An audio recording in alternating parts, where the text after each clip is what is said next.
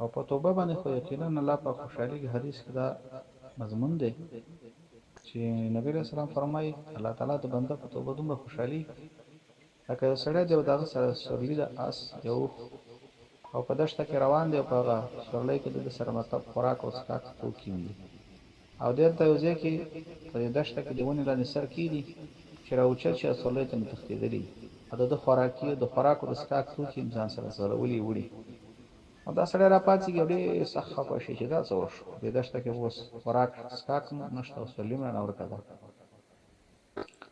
نو بېرته واپس سر کېږدي زه خو بس دغلته به څملم نو یا مړه یا مور بس په دا وخت کې د ده سورلي بېرته چې رابیداره شي ګوري سورلي ورته ولاړې او دا سړی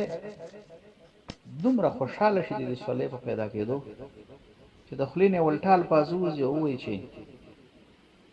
یا الله پاکه زه د رب یم ته مې بنده یې او د انسان چې د دې خپلې سورلۍ په پیدا کېدو دومره خوشحاله کېږي الله پاک د بنده په توبه باندې چې ګناه پرېږدي دې نه زیات خوشحاله کېږي خو بله مهم خبره دا ده چې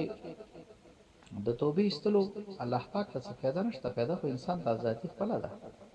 خو ته ګناه پرېږدي خپله د اور نه ځان بچ کړه جنت به ګټې زمونږ د ګناهونو پرېښودو الله پاک ته څه فایده نشته لکه څنګه چې موږ ګناهونه کوو الله ته ضرر نشته